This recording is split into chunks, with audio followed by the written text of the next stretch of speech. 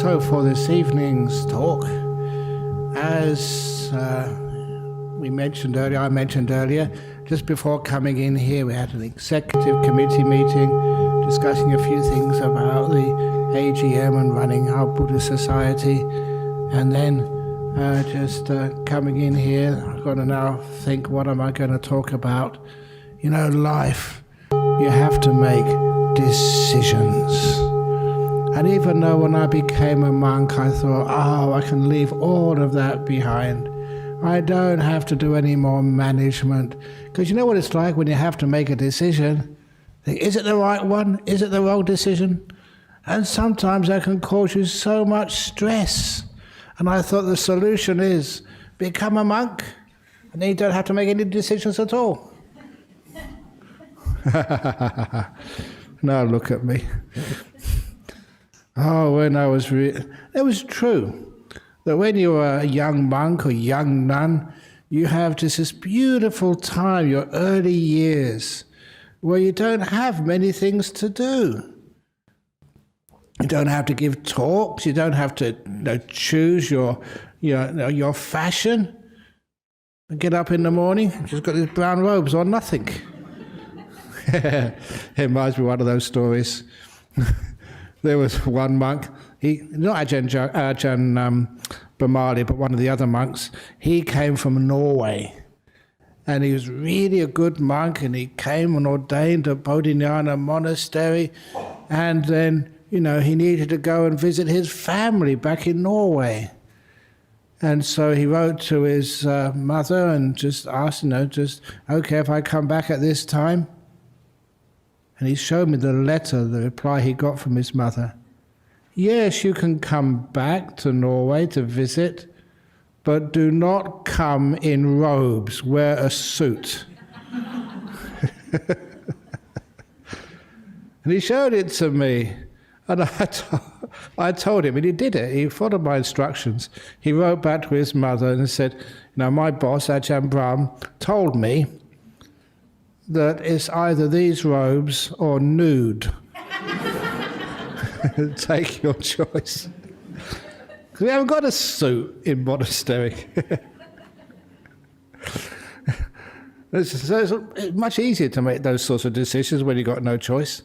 But also, on the same subject, I know many of you have heard these old stories before, but this was one of the most funny ones, and real experiences. But only monks can have these experiences, only senior monks can have this type of experience.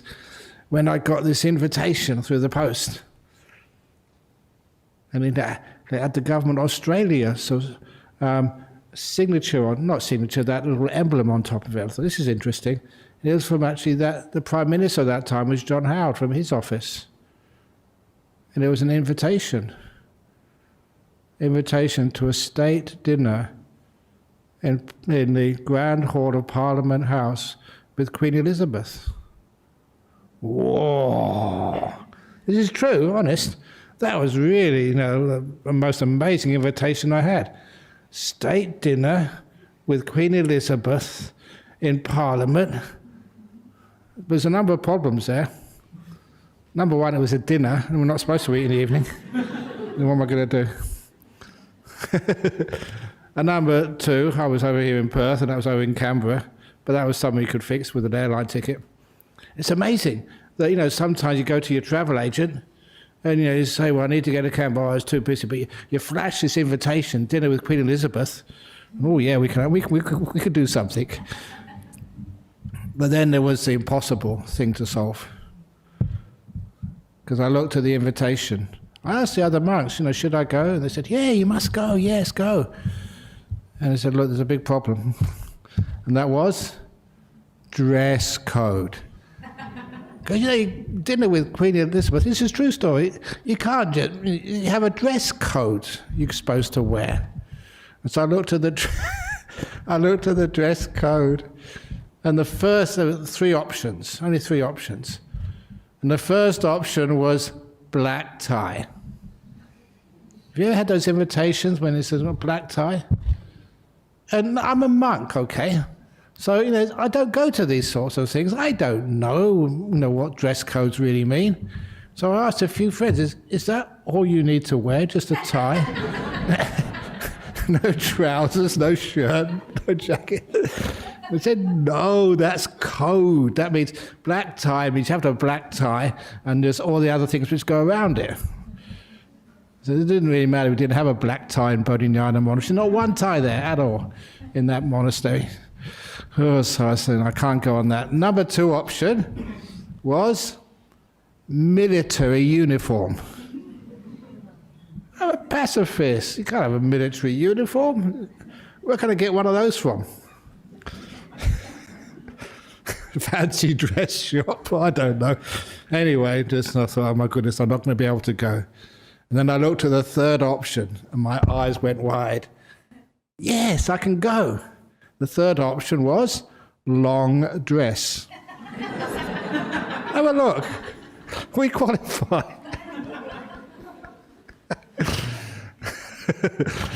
So I remember turning up at sort of Parliament House in my robes. That's all I had. And so I went in. I was standing next to one of the bishops or something, archbishop or something. I don't know who's who. I do remember though, there's an opportunity. You know that sometimes you miss opportunities in life. Because I remember just not to rush ahead too much. I was walking in with one of these archbishops, and they stopped me. Security stopped me. Honestly, they asked me, "Are you meant to be here?" And I flashed my invitation. So okay, go in. But then, of course, you had to go to the toilet. And when I went to the toilet, there's quite a few men in here. You know, the toilet cubicles, the urinals. You know, you stand in a line. You know, and just you're standing next to someone. And I was actually urinating next to Lachlan Murdoch. You know, that's Rupert Murdoch's son. And I thought, oh, why didn't I bring a donation envelope? It's a Lachlan Murdoch. Ah! Anyway, and actually, as for the dinner, for those who hadn't heard the story, as for the dinner, I was really amazed that they really did their research. You know, they had the protocol officers, and I don't know who they called, but they really just got all the information correct. You know, they couldn't give me like real food, like I think they had macadamia pie or I don't know what they had actually, because they gave me the 3 courses. The first course was, I think it was cheddar cheese. Well, something like cheddar cheese, but it was from Australia. It had to be all made in Australia. And another, really good stuff. I mean, when they actually get some food for Queen Elizabeth, they don't get rubbish. They don't go to Coles or Myers and just Woolies and just get whatever's on the cheap shelves. This was really sort of tasty stuff. And then they gave me another plate of some other cheese. And then the last plate was dark chocolate. I don't know where they got that from, but that's actually just what we can eat in the evening. Oh, just side to your research team. You got it right. But anyway, what was I saying? Oh yeah, because sometimes because you wear these robes and that's all you can eat in the evening, you don't have any choice. So sometimes it gets nice and peaceful. The less choice you have. Is that the case? Sometimes supermarkets. When was the last time I was in a supermarket? I don't think for maybe 10 years, maybe 15 years. But I remember supermarkets when I was young, as a student. You know, I used to eat muesli in the morning. There's only one type of muesli you could get. And sometimes you had to make your own, just with oats. There was no choice. So simple. Took me 2 minutes to do my shopping. But these days, how many different types of muesli can you get? You can get sort of organically grown muesli, free-range muesli, fair trade muesli, no organic, what's it called? Organic muesli. So there's so many different choices. Must drive you people crazy. All the decisions you have to make just to actually to get some muesli in the morning. So a lot of times that if you're not even a manager of a shop or a business or a monastery or a Buddhist society, you're just managing your family, just managing your finances, it can drive you crazy. So many decisions and choices you have to make. Even you come in here, where you're going to sit, where you're going to stay here or leave, what clothes you're going to wear, what you're going to say afterwards. There's so many, and a lot of times people are afraid of decisions. Because sometimes you made decisions and got into trouble. A bad decision. Or was it a bad decision? And this is one of the things with decision making. I was going to give this talk on decisions this evening because I couldn't decide what I was going to talk about. So there we go. It's relevant. It's true. And so when we talk about decisions, that's one of the things which hinders us. The fear of making a mistake. So the first thing when you've got a decision to make, look, what are you afraid of? So I think of the options. I was a scientist. Okay, if I decide to do this, what would happen? If I decide to do that, what would happen? If I decide to do something else, what would happen? And maybe it's because I was trained with a positive mind. That doesn't matter sort of what you decide. It'll all work out okay, somehow or other. And that sort of attitude, it was instilled in me, taught me by Ajahn Chah, who trained me. Just whatever happens, it's all going to be okay. Even that time when, 44 years ago, about that time, 44, 45 years ago, I was in this third, China was a third world country 44 years ago. Ubon Ratchathani, that was the backwaters of Thailand, the northeast. In the hospital there, in the monks' ward of the hospital, with typhus fever, scrub typhus. We didn't know what it was. And that was a really scary hospital. And I'll tell you why it was scary. I had lots of loving kindness when I was well. But when you're sick, ugh. And especially, that there was, I think, about 6 beds on either side of these long old wards. The old wards put everybody in the same sort of room. This was the monks' ward. And the very first night, I had typhus fever, and that just really was really bad sickness. And I was sitting there feeling just terrible.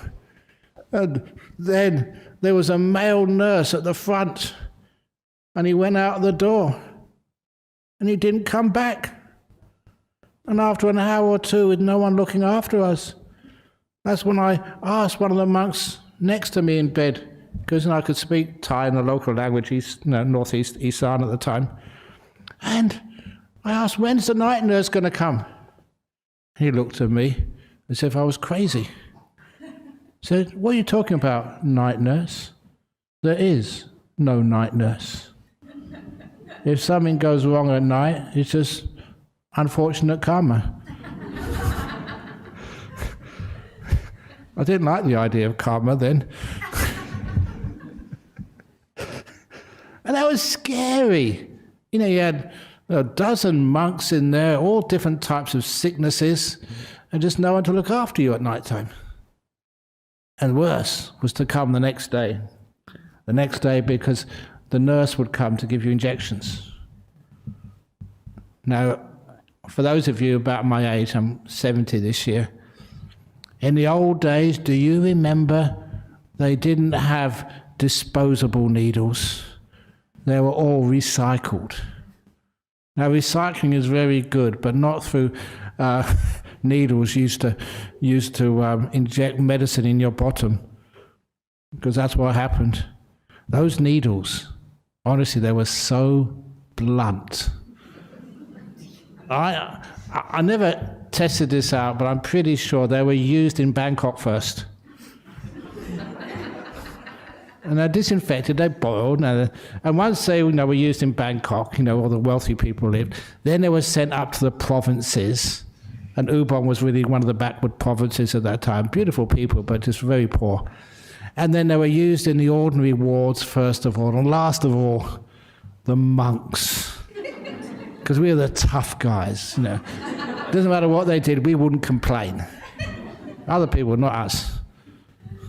So that I've never experienced in my life such blood needles. And what happened was the nurse would come in twice a day, morning and afternoon, to give you injection in your bum. And people had this idea that, you know, these days, like, you know, Thai nurse is always petite and pleasant to look at. But this one, the one who was injecting me, she resembled a water buffalo. Not quite. Because she had to be so strong. Because she wouldn't, you know, inject the thing. She'd stab you. That's honest. I'm not exaggerating. No, honestly. And, oh, my bottom really hurt. Every time, twice a day she came in, and I hadn't recovered from the one yesterday evening. And, oh, my poor bottom was so sore. Here she came again. And I was only a young monk, so I did try my loving kindness. But it was except her, no. I couldn't do it. It wasn't her fault, but, you know, just when you're sort of really hurting like that. But anyway, feeling really terrible and hurting. And then my teacher, my master, Ajahn Chah, came in. Oh, he was, even then, a very powerful, famous monk. And I thought, wow, he's come to see me. Oh, and I felt so uplifted. And, you know, when you get excited like that, seeing this famous person you respect so much, and they come into your room to see you, feel, oh, it's such a pleasure. And I didn't feel any pain or aches then when I saw him. I felt, oh, so excited. And until he opened his mouth. And he was very kind, but his bedside manner was terrible. He took one look at me and said, Brahma Wangso, you're either going to get better or you're going to die. And then he left. That's all he said. Honestly. And the trouble was, you can argue with him, and that's true, wasn't it? Either way, it wasn't going to last. And of course, you thought about that, and wow, how powerful that is. No matter what happens, it doesn't last. So whatever decision you make in life, so what? It doesn't last. The worst thing that can happen to you is you avoid old people's homes. In other words, you die young.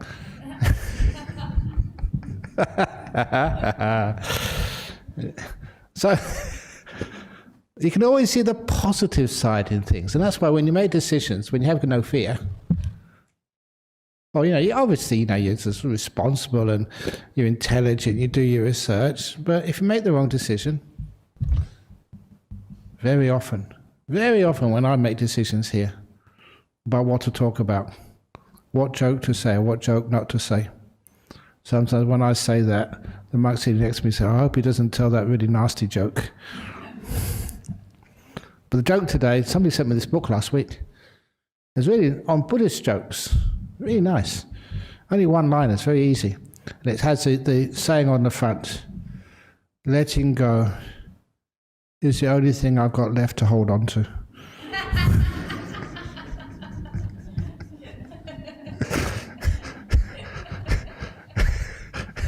Which is nice. And especially being a monk, just if ever I feel sort of insufficient, that's not good enough. I should do better than that. You didn't get that one, did you? Maybe is the way I said it. But anyway, I decided to give it a try anyway. And who cares? It doesn't really matter, because when you're not afraid of failure and making mistakes, that is when your decisions are easy to make. When we make decisions, what if it goes wrong? What doesn't work? You know, sometimes it's wonderful if it doesn't work. You learn so much when you make a decision and sometimes it doesn't work out. And this is one part of philosophy of life, which I think I've shared with you. Please never be afraid of mistakes. It's mistakes is where we learn.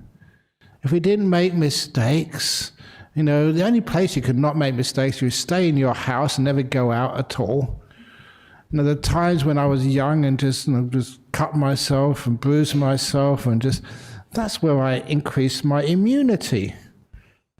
So these days I hardly ever get any infections or anything. My immune system is pretty strong because just messing around in my youth.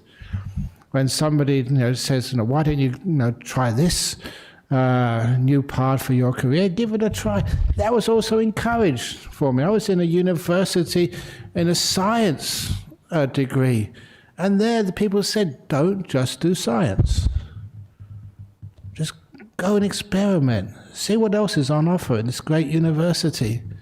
And if you do an experiment, if things blow up, said, well done. At least you're showing that you're courageous in your search for truth. And in that university, I'm sure that 100 times experiments went wrong and they didn't work at all. But the one time when it worked, that's where they made great breakthroughs in science. Because you have to have that courageous. There's never any breakthrough, never any new invention made without hundreds of failures going on alongside. They're also part of life. That is where we learn. And even though I'm a monk, been a monk for 47 years, very happy monk. Even so, sometimes you get people come and they just want a little bit of counseling, a little bit of support. And again, sometimes that one of the most important parts of your life is your relationships, especially marriage. I don't know why it is, but it's very often a person comes up and their relationship has all fallen apart. They're really devastated. And they come and ask me for help. I say, well, why are you coming to me? What do I know? I'm a monk. It's something really weird about that. Even this is not in Buddhism, but even in, say, Catholicism, they get the priest to marry you. What do they know about marriage? What about me? The monks, the nuns, what do we know? So why do you come and ask? Because there's something about being outside of all of that. It's almost like you're up in a mountain looking down upon everybody and finding out what actually happens without being influenced personally by what you're doing. But anyway, a lot of times that I tell people, especially young men and young women, if you haven't had your heart broken a few times, how do you know what love is? And I think, wow, that's really good. Phew. I made that up as I went along. But it is true, because sometimes we have expectations of life which aren't really true, which aren't really valid. And sometimes we need to almost like purifying gold, we need to heat it up, with something that is quite hot and even painful, but we heat it up to get some real understanding that what is the right way to have relationships. And we need to learn that. We never get it right first time. We make mistakes. When we make mistakes, that's a wonderful part of life. So when people keep sort of putting down mistakes and discriminating against mistakes, I really want to start a movement, sort of mistake rights. Just to have all sorts of other rights in this world. It's okay to be wrong. Have you ever been wrong? You're wrong again. Of course we make mistakes, but imagine that we're not ashamed or afraid of making mistakes. How would your life change? How it would change would mean it would make more opportunities open for you. You won't be so much afraid of making decisions. Even like when becoming a monk or becoming a nun or joining our committee. Oh, I can't do that. How do you know? Have you ever joined the Buddhist Society of West Australia committee? How do you know what it's like? You know, that's illogical, irrational. Give it a try. See what happens. If you make a mistake, you learn so much. You learn not to listen to Ajahn Brahm. All the things he says. Now, what it means is you become a far more alive person when you're willing to make mistakes. And when you're willing to make mistakes, also, you just don't, number one, you don't hide them. You know, we have all this morality which we're supposed to teach as a religious person. But instead of teaching people what to do, I always think that we should teach people why to do it. Not what to do, but why to do it. And I think that's more important. And, you know, one of those precepts, somebody, I don't know where she is, but, you know, she asked me to sign her application form to join the cult of Buddhist Society. Oh, it's not a cult, sorry. the Buddhist Society in West Australia. And there you're supposed to get the 5 precepts. And so I've done this to quite a few of you as well. You know, when you join up on the 5, do you know the 5 precepts? What's number 4? What's number 2? Why do people tense up when I play those games? The reason why they tense up because they're afraid of making a mistake. Instead, we say it's okay to make mistakes. That's where we learn. And I learned a lot by my own mistakes and other people's mistakes. And one of those mistakes, which a person made, this young girl came up to me many years ago, and she said, I made a big mistake. She said, I'm in trouble. Big trouble. Girl trouble. She was pregnant by her boyfriend. And of course, you know, she was only about 17 or 18 or something. There's a big trouble. Is it? Or is it, you know, natural? Part of life. But she made a mistake, took a chance, and it didn't go right. And of course, I asked her, have you told your mum and dad yet? Well, you know, I knew the regulars over here. And she said, no, I haven't. That's what I'm hoping you will do for me.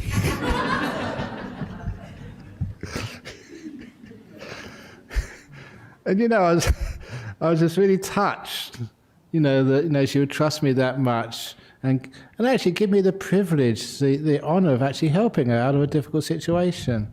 Because she knew I knew the parents, and if I told them, you know, just to give her a break, she just made a mistake, but she needs your assistance, then she listened to her, listened to me rather. But anyway, I also asked her, just, well, why don't you tell your parents? And what she told me, that was a great gift she gave to me. She said, no, they'll kill me if they found out. And that just opened up this whole area of why do people lie? Why don't they tell their parents they made a mistake, something went wrong? Why can't people just be honest? Oh, because they'll kill me if they find out. If my boss finds out that I wasn't sick, but I just went to a meditation retreat for the weekend, oh, that would really give me a hard time. Why are people afraid of telling people the truth? And if you have that lack of fear and have this beautiful thing called amnesty, we all make mistakes. You just admitted that sometimes you're wrong. How about telling the people you respect and love, your friends, your family, yeah, I made a mistake, I shouldn't have done that. That is much better than lying.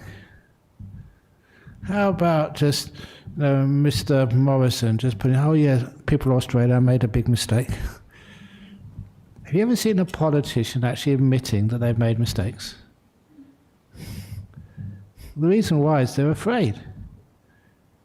The newspapers will say, you're incompetent, you can't make any more mistakes, you shouldn't be running our country. When, you know, I met a few prime ministers, they're human beings as well. Imagine if the politicians did put their hand up and say, I made a mistake, that was a really wrong decision, I should have made that decision. and they take responsibility for it. Well, they might even change politics. It'd mean that many of our politicians wouldn't be so afraid of making decisions because they feel it's really going to help the country, going to help even help the planet. And they've got the courage of their convictions because they're not afraid of being judged for a wrong decision. And sometimes, again, I'm all sorts of spiritual directors of this and spiritual dictators of that and spiritual... That was one of my epithets. Many things people say about me, but that was one, because spiritual director is the official title in our committee, but then the nickname became spiritual dictator. I kind of find that funny. You know, sometimes people say, aren't people just criticizing you or being mean to you? I say, no, I like it. You know, my nickname in Indonesia, I think they started this in Indonesia. My nickname was Ajahn Donut. Donut. Some of you have heard this before. You know why they call me Donut? For 3 reasons. It's actually a word of praise. Ajahn Donut. First of all, you're round. Number 2, you're sweet. Is that right? And number 3, most important, you're holy. Holy, Ajahn Donut. And sometimes I appreciated it because that sometimes that, especially as a monk, a senior monk, that sometimes you can feel so full of yourself. You can feel just so proud, arrogant, elite, entitled. And I've seen people like that, and it's disgusting to see. And I never, ever, ever want to be like that. Entitled. As if somehow or other you're different than others. So I like it when people tell funny stories like that and call me Ajahn Donut. It makes me more human. So anyway, making decisions in life is...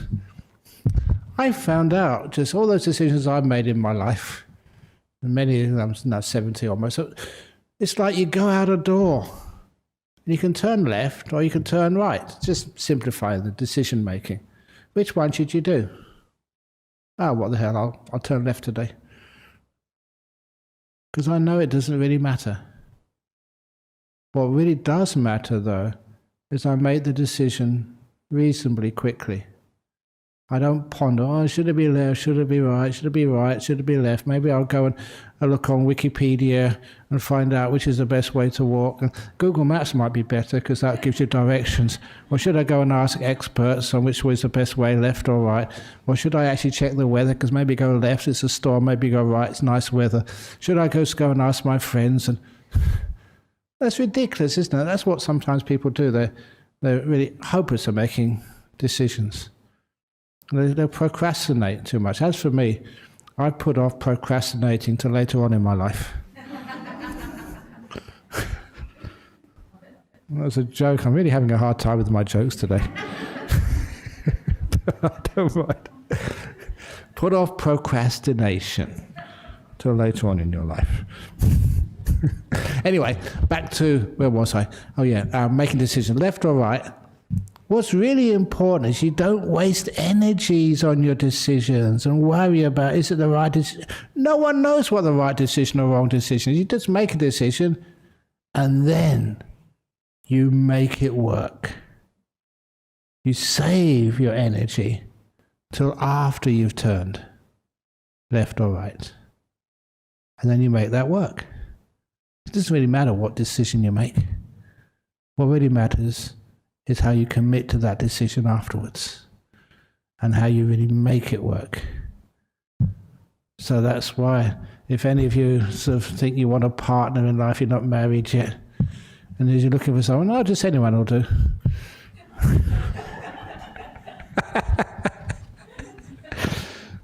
Make it work. put energy into it and never think, oh, if only I'd have done something else, if I would have turned the other way, if I'd have not done it this way, if I'd have stayed at university, or if I didn't even go to university, if I'd have done this. There's something about the past. In order for you to be free of that past, is understanding the past is this very religious word. The past is ineffable. Have you heard that word before? It's usually said ineffable. Because I heard that word about spiritual things like enlightenment, nirvana, God, just the ultimate, the cosmos. What's its meaning? And people say the meaning is ineffable. I've heard that so much in religious groups. And I asked, what does it mean? If you analyze that word, it's a compound. It means ineffable. You can't F it.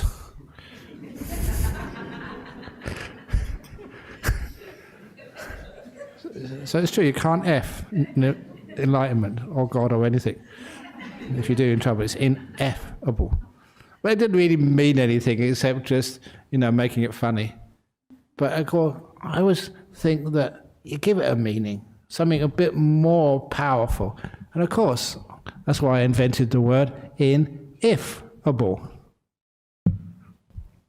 You can't if the past. If I hadn't come to Australia, if I hadn't come to the Buddhist Society of Western Australia to listen to a talk this evening, if I hadn't given a donation, if I had given, if I'd have joined the committee of the Buddhist Society of Western Australia. You don't know what might have happened if you turned right instead of left. No one can say. Which is one of the reasons why when you make a decision, the decision is made, and you make it work, and you never go back to see, was that decision right or wrong? There is no such thing as right or wrong from the past. You did it, it happened, and you learn from it. You grow from it. And you get such amazing experiences from it. Sometimes, I thought, oh, why did I come to Perth? I could be this wonderful monk living in a cave in Thailand now, just really peaceful, nothing to do all day, just no talks to give, no sort of houses to bless, no people to talk to, just perfectly free. Look, I could have retired by now. But my retirement is not even a possibility in the distance. I've got no superannuation. I've got no pension.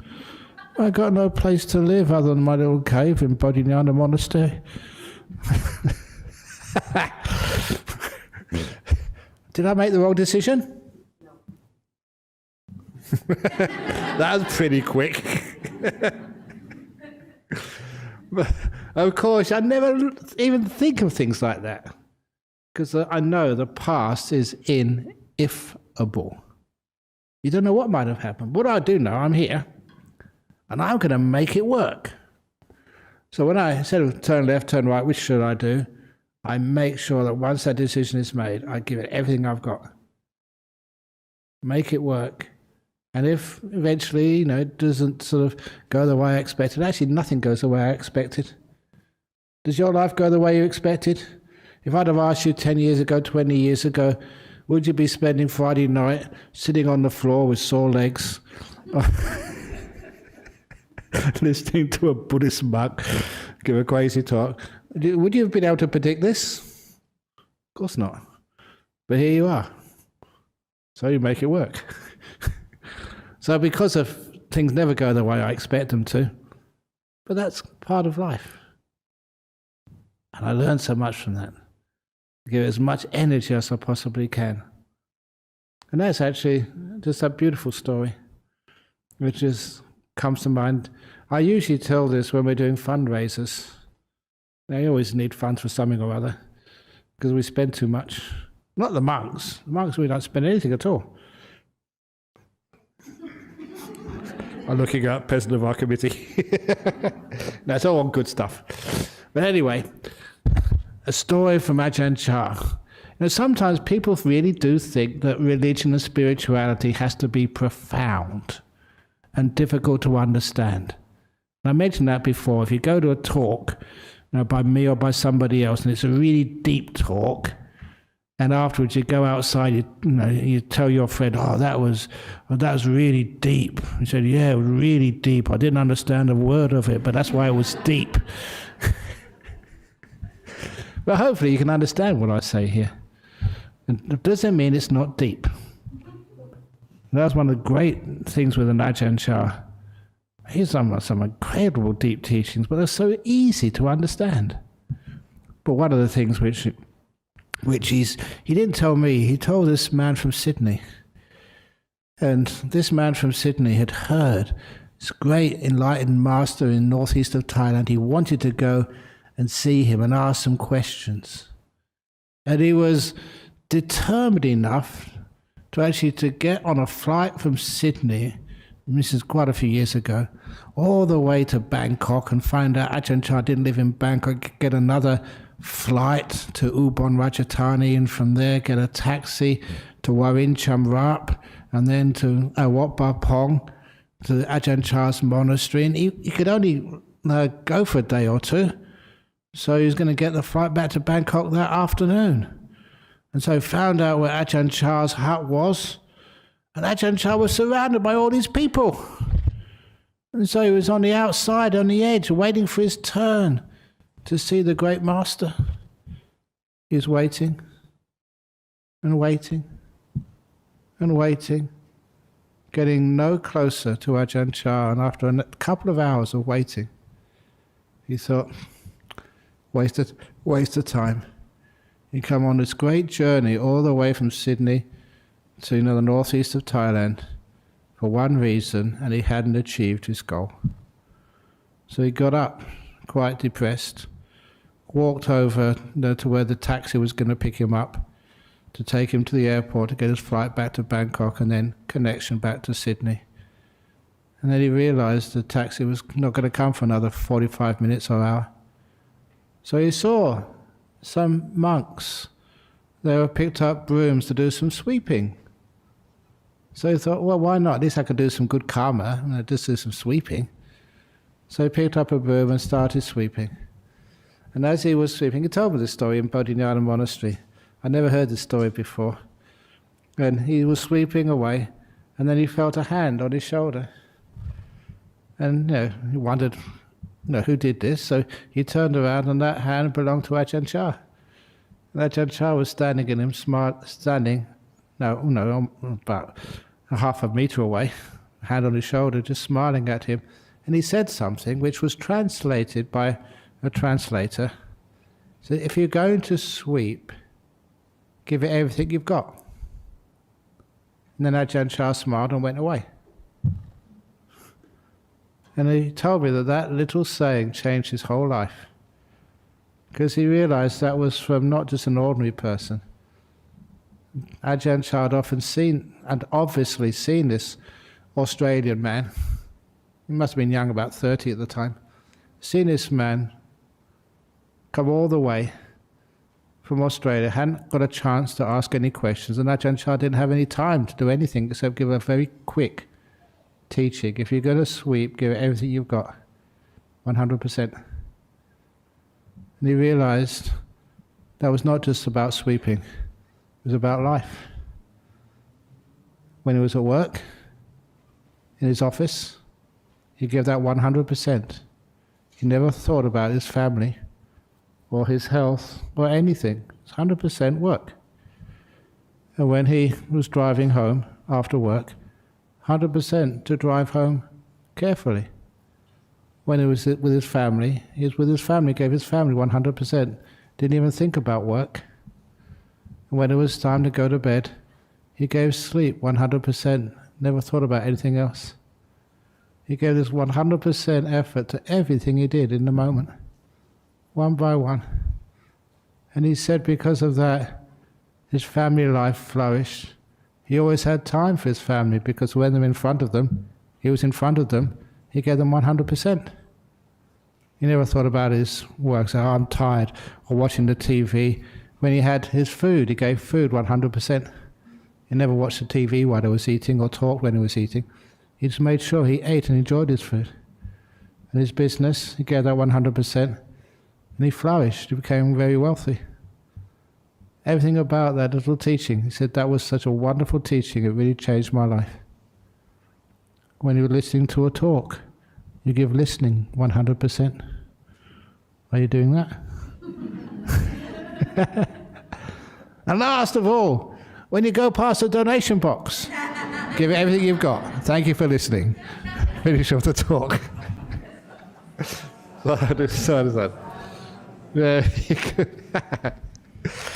Okie dokie, that never works. Poor donation box is still get empty.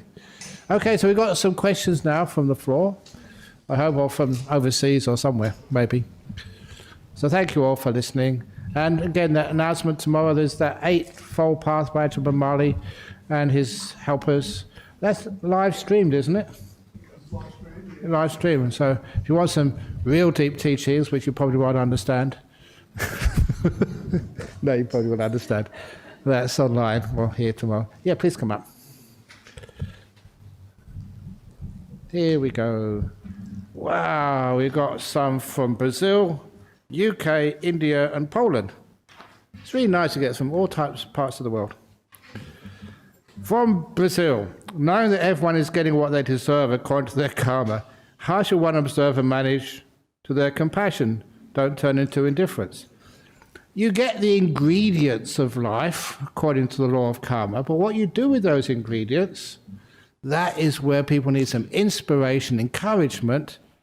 It's just like, I don't know how you're going to get home tonight. Maybe you've got a bicycle, maybe you've got to get the bus, maybe you've got a Mercedes limousine car to take you home, I don't know. But the vehicle you have, that's because of your karma. But how you drive that vehicle, what you make of it, that is even more important. So you get what you deserve, but what do you do with what you got? And you see some people in this world, they hardly got anything at all. But what they do with what they've got is really, really, really impressive. You know, that you've got a car and you give a person a lift back home. And that person you turn out is, you know, you're almost like your soulmate, and you have a wonderful time and you have a wonderful relation with it. Who knows? It's what you do with what you've got. That is the other part of karma. You get what you deserve in the sense that that's your old karma. But what are you doing with that old karma now? And that's why you manage to their compassion, don't turn into indifference. No, you encourage people to do more, to be kind to one another. This is what we've got. Now this is how we share it. From the UK, to Ajahn Brahm, I experienced a very strong energy coming out of my body. I felt a bit scared, but I decided to stay till he went. Was it perhaps some old energy? It could have been, but it could have been some beautiful new energy.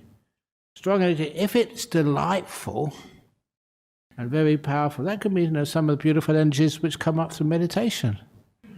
So I need a bit more sort of description, see what type of energy it was. But, you know, sometimes, especially if a person has been sick or been in accidents, car accidents, or even like emotional trauma, sometimes that trauma is almost like stored in your body. And for it to come out and be released, sometimes that's quite a lot of energy comes out of you. But if you had a nice peaceful meditation, and you're a really kind, good person, trust. Medicine, no, you want to come out, come out. Because you are always totally in control of these things. If you think it's like some spirit who's taking you over. Somebody came and saw me once and said they had this vision in their meditation, this big demon. And it came to, I've come to take over your mind. And she was so scared. A demon, I've come to take over your mind. I said, oh, come on. That's like a burglar knocking at your door on a Saturday morning, so I'm come to steal from your house this evening. Burglars don't make an announcement. If that spirit wanted to take over your mind, they'd just do it. They won't make an announcement, for goodness sake. So that was just, and she got it and said, oh yeah, just I'm making it up. I said, yeah, of course you are, but enjoy it.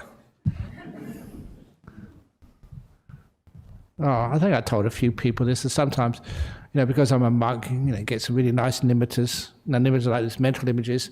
One of those mental images I got years and years and years and years ago, that I was out of my body and I was doing a battle with an Indian, a Hindu holy man.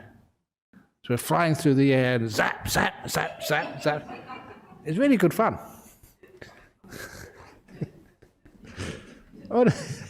I'm being honest with you. But because it was my nimitta, my mental thing, of course I won.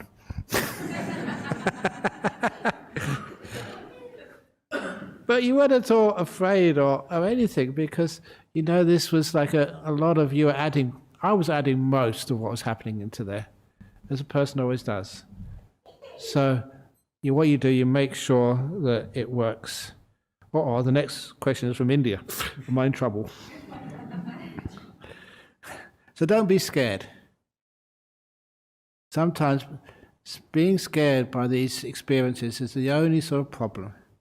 They're all very safe, very helpful, very interesting, so enjoy them. From India. After loss of my brother in an accident, my parents have become weak physically and are worrying much, not well. As a hopeless idiot having no dreams, daughter, what can I do? Please guide. Now, first of all, I think many of you heard me say this before, you never lose any member of your family which you loved very much. You had them for many years. Just even changing the language changes the attitude. Or I'd rather had my brother for much, much, much, much longer. But I had him for 10 years, 15 years, 25 years. That was wonderful. Thank you so much. So you don't just look at what's been taken away from you, you look for what you've had. Which means that, you look at, the death was a shock, terrible, but that death was only one day. What about all the other days in their life? All the wonderful memories you have of them. So you never judge an experience, a relationship with, say, a family member or anyone by just how it ended. Just all the wonderful things you enjoyed at the time. That's why I gave that simile, which you haven't heard yet, about the concert. Life is like concerts. All our friends, we're enjoying this wonderful performance together. But sooner or later, the band has to disband and go home. So do you, but we go in different directions. When the concert is over, we never cry. Instead, we feel what a beautiful performance that was, and how lucky I was to be there at the time, and enjoy this amazing music. All the people I've known and loved, and now they're gone. That's how I feel about them. With my mother, my father, great concert. That was amazing. And I feel privileged. Oops. Lucky. Oops. Is this lucky? Yeah, just about. No, where is it all gone? Yeah. Okay. Can I have IT support, please? Okay. Anyway, there's one more question anyway. But anyway, you've been a very good tablet. So even now, you may be gone. No, it's not gone. We had a wonderful time together.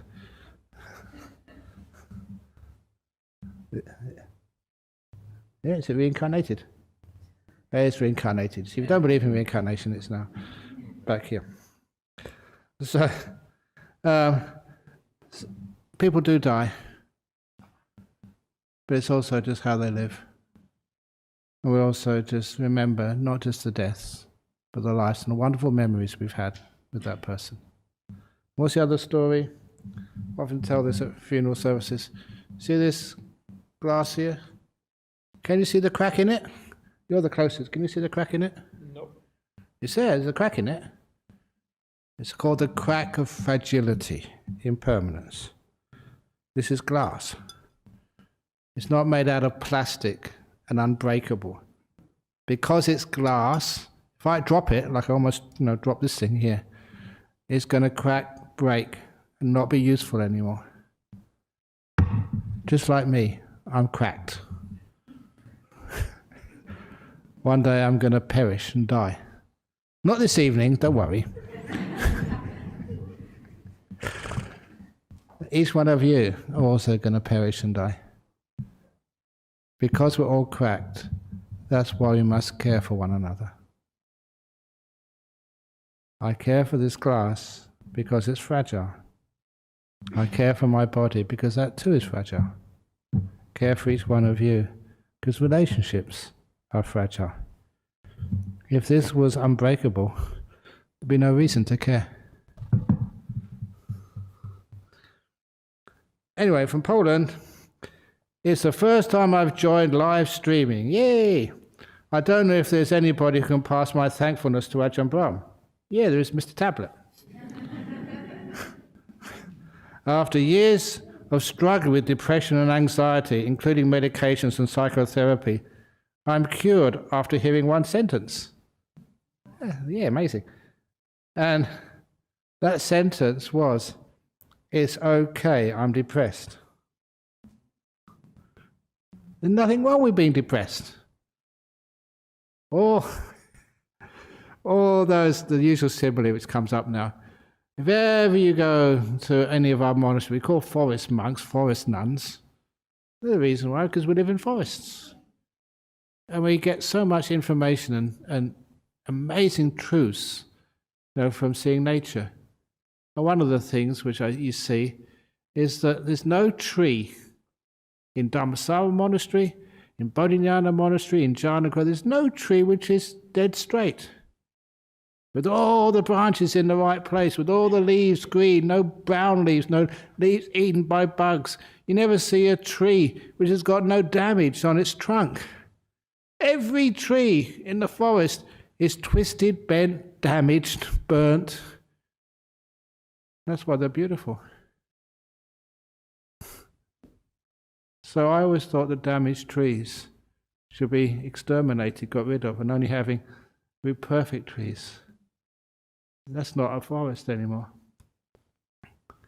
Real forests, damaged trees all over the place. Trees with depression, trees with schizophrenia, trees with, I forget now, with Alzheimer's.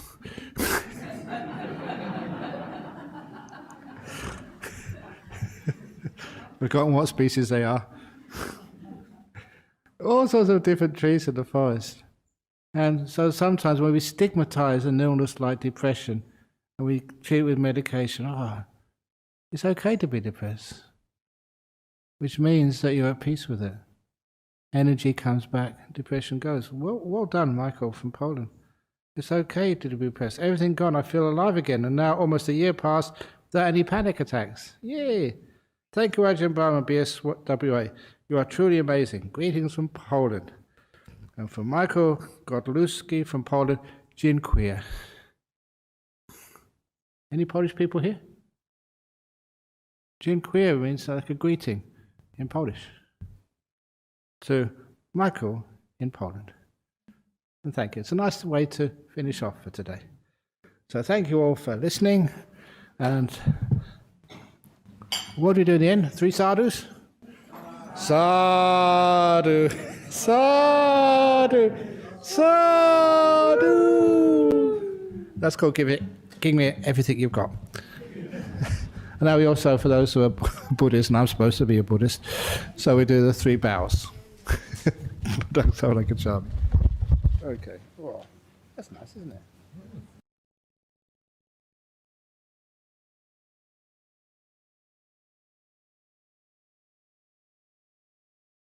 Dhamma Sambuddho Bhagava Buddhaṃ Bhagavantaṃ Abhivademi Suwakato Bhagavata Dhammo Dhammam Namasami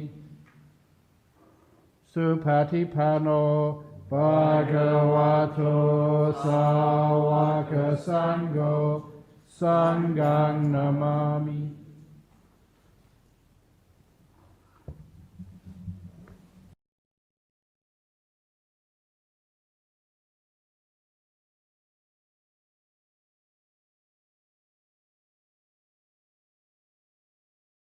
Really interested in joining our committee. The president's already gone home. But we have our vice president here, Ksenia. Yay!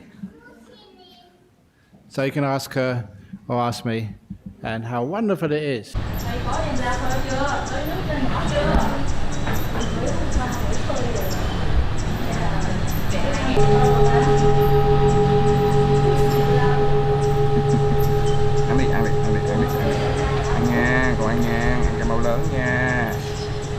Màu lớn nha, bay đi chơi nha.